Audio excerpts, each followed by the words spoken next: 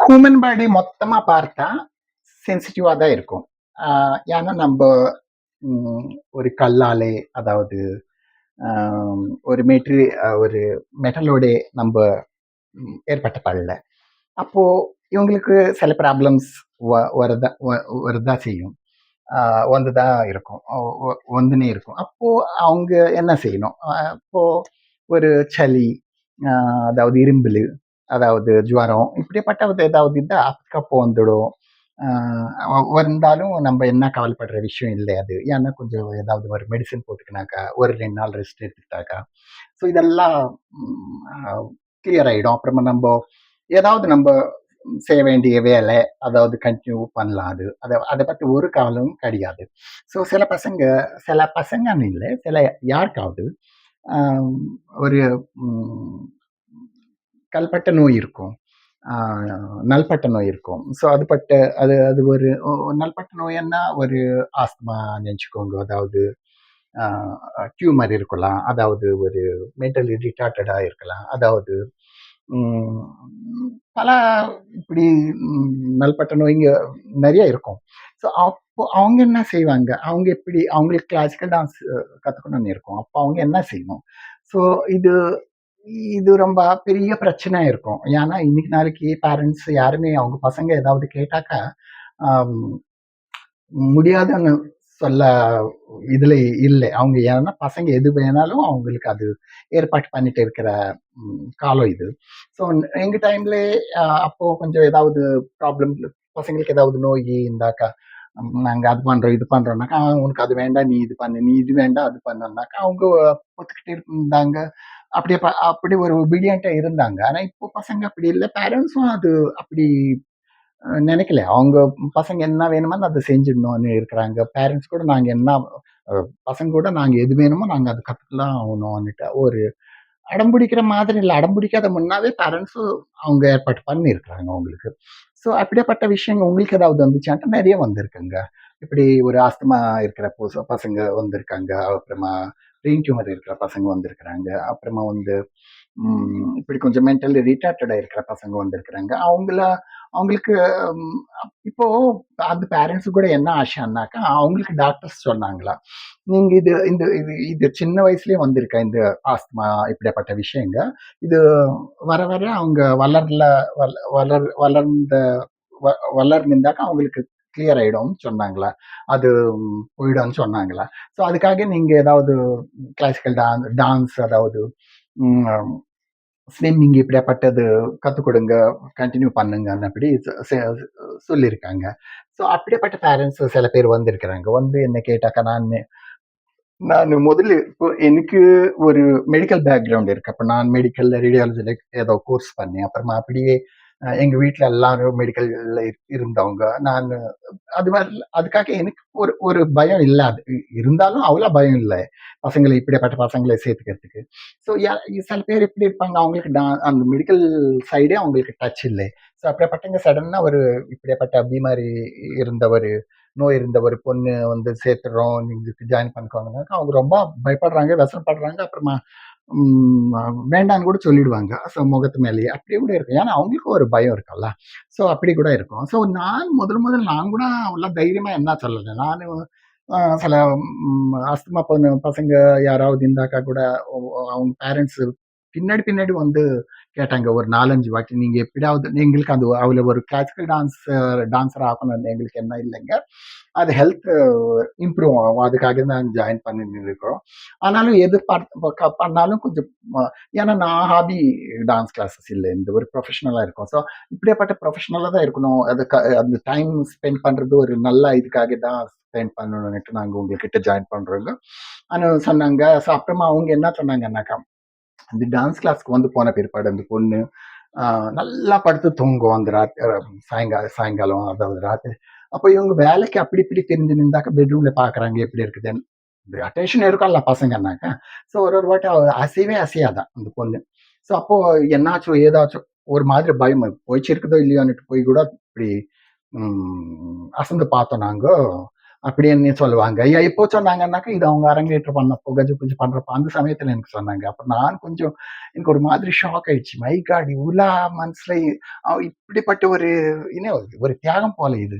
So பசங்க என்ன ஆவுது ஒரு ஒரு பேரண்டா நான் எனக்கு இந்த பொண்ணுக்கு பிரெயின் டியூமர் வந்திருக்கு.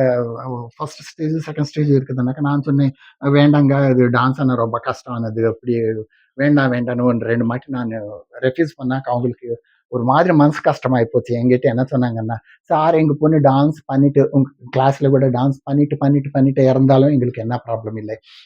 எங்களுக்கு ஒரு சந்தோஷம் இருக்கும். அதுக்கு என்ன தேவையோ அது கத்துக்கிட்டே போயிடுச்சுன்னுட்டு. உங்க மேல ஒரு ப்ராப்ளம் வராது நாங்க பார்த்துக்கிறோம்ன்னு" கூட இப்படி கூட சொன்னாங்க. ஸோ அப்புறம் ஆனா ஒண்ணுங்க, இப்படிப்பட்ட பசங்க எனக்கு சில பேர் வந்தா, அ இப்போ மாமூலா அ இது கொஞ்சம் என்னன்னாக்கா, அம் அ ஓப்பனா சொல்லிக்கிற விஷயம் கிடையாது. அ ஏன்னா அவங்களுக்காக சில டாக்டர்ஸ் மட்டும் சொல்லுவாங்க. இப்படிப்பட்ட டான்ஸ் மாஸ்டருக்கு அவங்களுக்கு லாம் மட்டும் தான் சொல்றாங்க தவிர, அவங்களுக்கு எல்லாருக்குமே என் பொண்ணுக்கு இந்த ப்ராப்ளம் இருக்குதுன்னு சொல்ல மாட்டாங்கல்ல. ஸோ அப்படியாப்பட்ட விஷயத்துல இப்போ இருந்தாலும் அவங்க இப்போ இதுவரையிலும் ஒரு ஸ்டூடண்ட்ஸ் கூட இப்படிப்பட்ட ஸ்டூடண்ட்ஸ்க்கு எந்த ப்ராப்ளம் வரல.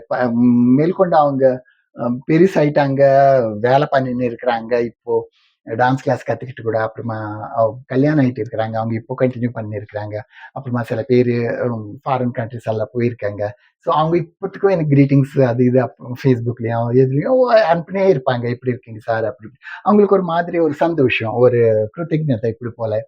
ஸோ எனக்கும் ஒரு ஒரு மாதிரி இப்போ இப்போ எல்லா வீடியோஸ் பண்றேன். 200, 300 வீடியோஸ் பண்ணியிருக்கிறேன். இப்படியாப்பட்ட வீடியோஸ் பண்றப்ப எனக்கும் கொஞ்சம் சந்தோஷமா இருக்கும். ஏன்னா, எனக்கு தனிப்பட்ட ம் அம் எக்ஸ்பீரியன்ஸ் இது.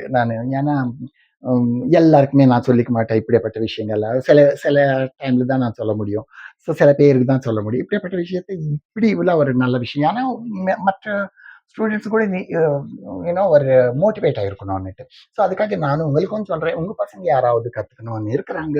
அவங்களுக்கு டான்ஸ் கிளாஸ் கத்துக்கணும்னு இன்ட்ரெஸ்ட் இருக்கா? அப்படி இருக்கிறவங்களுக்கும் நீங்க இன்னுமே இது அப்ஸ்கில் பண்ணாதீங்க. நீங்க சொல்லுங்க, நேர்மையா அம் அ இ ஓப்பனா நீங்க சொல்லிடுவீங்க. சொல்லுங்க. நீங்க மெதுவா மெதுவா கத்துக்கோ, நல்லா கத்துக்கோன்னு சொல்லுங்க. அப்புறமா போயிட்டு உங்க டான்ஸ் மாஸ்டர் உங்க டாக்டர ஃபர்ஸ்ட் சந்திக்குங்க. சந்திச்சுட்டு அவரு சொல்லுங்க. இப்படி இப்படி எங்க பொண்ணு டான்ஸ் கத்துக்கணும்னு இருக்குதுன்னுட்டு. அப்புறம் அவரு என்ன சொல்லுவாரு கேளுங்க. ஏன்னா mostly doctors advice actually. So அப்புறமா வந்து அந்த டான்ஸ் மாஸ்டர் கிட்ட உங்ககிட்ட அந்த பொண்ணுக்கு எந்த டான்ஸ் பிடிக்குதோ நீங்க கேட்டுக்கோங்க. அந்த டான்ஸ் மாஸ்டர் கிட்ட இருந்தாக்க அவங்க கிட்ட போய் பேசுங்க. அவர் டான்ஸ் மாஸ்டருக்கு ஓப்பனா சொல்லிடுங்க. இந்த ப்ராப்ளம் இருக்கு, இப்படி இருக்கு. ஆனாலும் பரவாயில்ல அப்படின்னு சொன்னாக்க அவங்களுக்கும் ஒரு கொஞ்சம் அவங்களுக்கு சந்தோஷம் தர ஒரு மாதிரி பயம் இருக்கும். ஸோ அப்படிப்பட்ட ஏன்னா அவங்களுக்கு மெடிக்கல் டர்ம்ல எதுவுமே தெரியாது இருக்கும். எங்களுக்கு கொஞ்சம் தெரிஞ்சிருக்கும். தெரிஞ்சிருக்கேன். ஸோ அதுக்காக அப்படியேப்பட்டவங்களுக்கு நீங்க சொல்லிட்டு டான்ஸ் கிளாஸ்க்கு போய் உக்காந்துட்டு அப்பப்போ எப்படி பண்ணுதுன்னு பார்த்தாக்கா, அப்புறமா டாக்டர்ஸ் கூட நீங்க சொல்லிட்டே இருங்க. இப்போ நீங்க ப்ரோக்ரஸ் எப்படி குடுப்பீங்க எங்க டாக்டர் கிட்ட? இப்போ இப்போ இப்போ இப்போ நல்லா இருக்கா? இப்போ நல்லா இருக்கா? இப்போ இந்த ப்ராப்ளம் கம்மி ஆயிடுச்சு. அப்படி சொல்லிட்டே போறீங்க. அப்படி இந்த டான்ஸ்ல கூட என்ன டெவலப்மெண்ட்ஸ் இருக்குதுன்னு உங்க டாக்டர் கூட சொல்லுங்க. இப்போ ஸ்டெப்ஸ் கத்துக்கிடுச்சு. இப்போ ஐட்டம்ஸ் मतलब பேசிக்ஸ் கத்துக்கிச்சு. இப்போ ஆம், ஸ்லோகாஸ் முடிஞ்சாச்சு. இப்போ ஐட்டம்ஸ் தொடங்க போகுது. இப்படி ஏதாவது விஷயங்கள்லாம் அவங்க சொன்னாக்கா, அந்த டாக்டருக்கு சில விஷயம் புரியாது இருந்தாலும் ஏதோ கொஞ்சம் புரிஞ்சாதே இருக்கும். ஸோ அவங்களுக்கு அவர் கூட கொஞ்சம் சந்தோஷப்படுவாரு. பரவாயில்ல நான் சொன்ன அட்வைஸுக்கு என் பேஷண்ட் கூட இப்படி நல்லா டெவலப் ஆகுதுன்னுட்டு கூட அவங்களுக்கு இருக்கும்.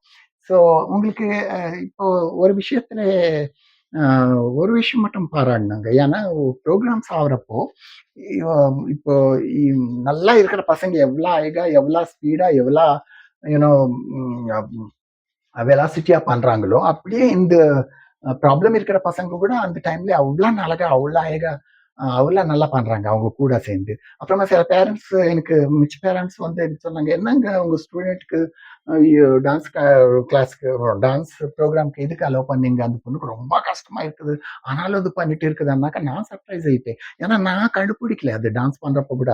ஸோ அப்புறமா பேரண்ட்ஸுக்கு கேட்டேன், "என்னங்க அவங்களுக்கு ஹெல்த் சரியில்லைன்னு ஏன் எதுக்கு சொல்லலன்னாக்கா?" "இல்ல இல்லங்க அது இப்போ நல்லா பண்ணிட்டு இருக்கான்."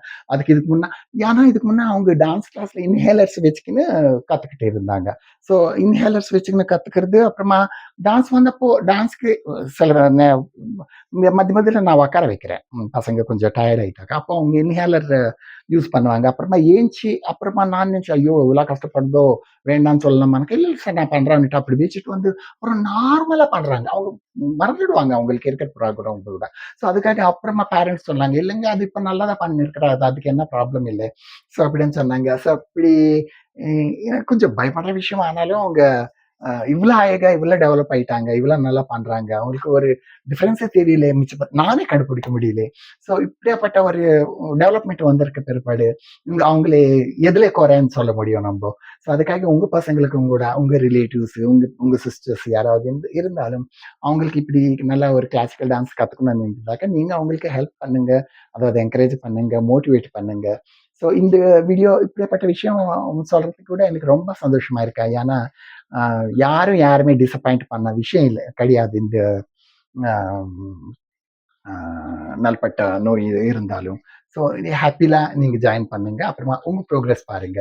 ஏன்னா எப்படி யாருக்கு தெரியும்? உங்க பொண்ணு உங்க மக ஒரு நல்லா ம் ஹெல்த்ல டெவலப் ஆயிட்டு எப்படி ஆவுதோ, அப்படியே டான்ஸ்ல கூட நல்லா நல்லா டெவலப் ஆயிட்டு ஒரு ஸ்டேஜ்க்கு போயிட்டு நிக்கணுமோ! ஸோ எல்லாம் கடவுள் மேல இருக்கு. Okay. Thank you so much.